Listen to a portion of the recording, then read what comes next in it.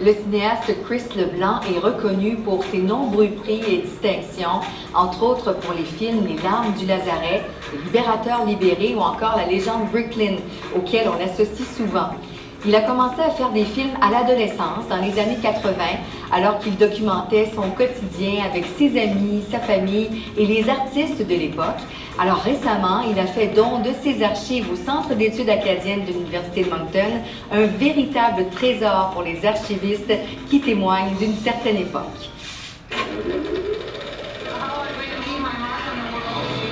Dans les derniers 30 ans, j'en ai fait un chemin.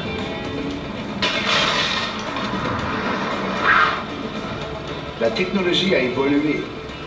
Pas moi. Juste ce que je vois avec ça. On est au Centre d'études acadiennes ici. On est dans les archives.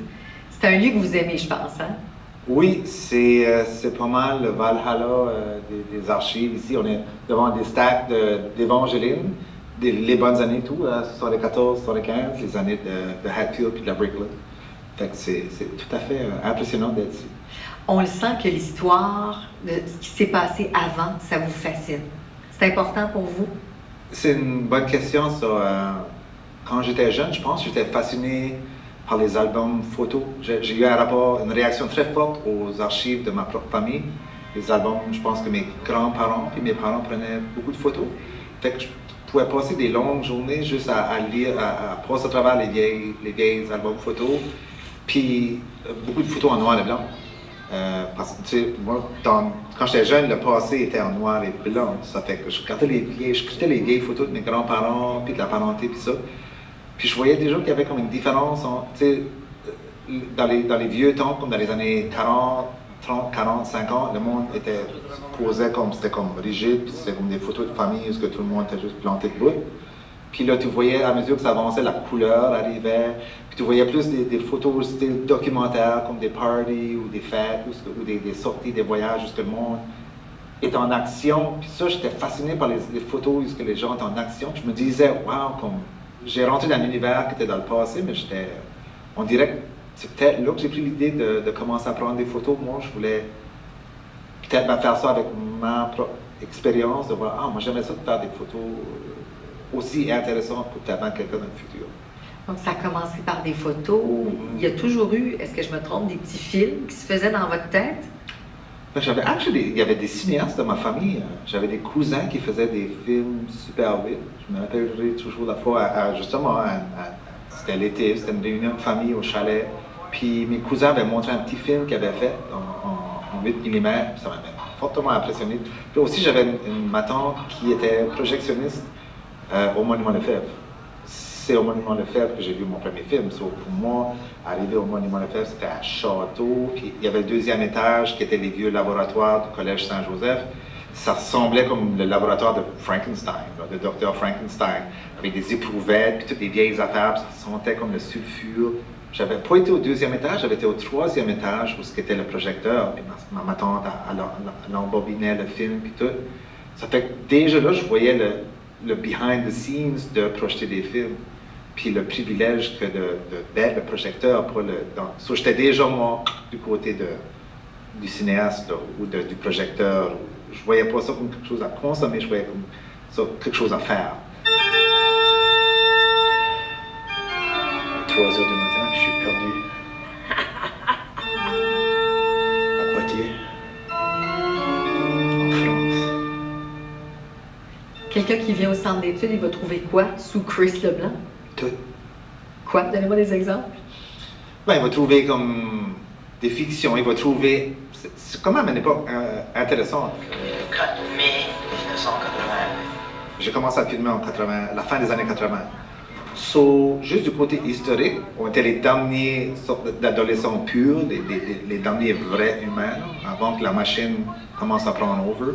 Mais tu voyais déjà qu'on était fasciné par des machines.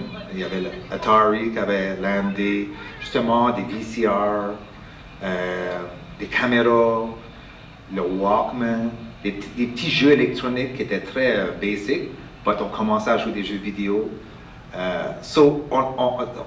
Déjà, là, on était les premiers adolescents à avoir des machines qui nous modifiaient nos comportements. Hey, qu'est-ce So, il y en a de ces choses-là que j'ai filmées. On va sur la Main Street, c'est Paul Bossé qui est là. On découvre une machine bancaire, un ATM, là, on ne sait pas quoi se faire avec. Tu vois, on est des adolescents qui est face à face à cette technologie-là. Allez, Papa Soleil, envoie-nous une bonne bourrasse de vent solaire pour bien commencer l'aventure. Puis l'an 2000 est arrivé. L'an 2000 était quelque chose d'assez impressionnant pour nous autres, les jeunes. J'étais adolescent ou dans ma vingtaine.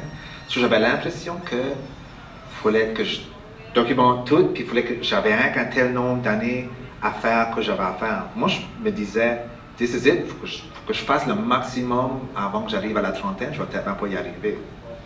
Fait que ça motivait un petit peu l'urgence de ce que je faisais, puis de documenter everything. Moi, je croyais que ça allait être un short movie, ça.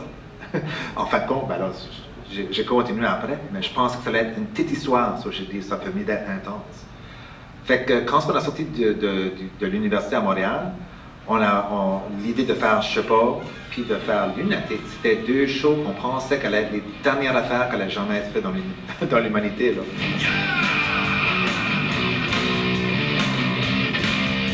Pour tout ce que j'ai ramassé, puis c'est quand même 2000 heures, je regrette de ne pas avoir filmé plus. C'est bizarre, hein? Je regrette que je worryais beaucoup, que j'étais préoccupé avec l'avenir, ce qui s'en venait.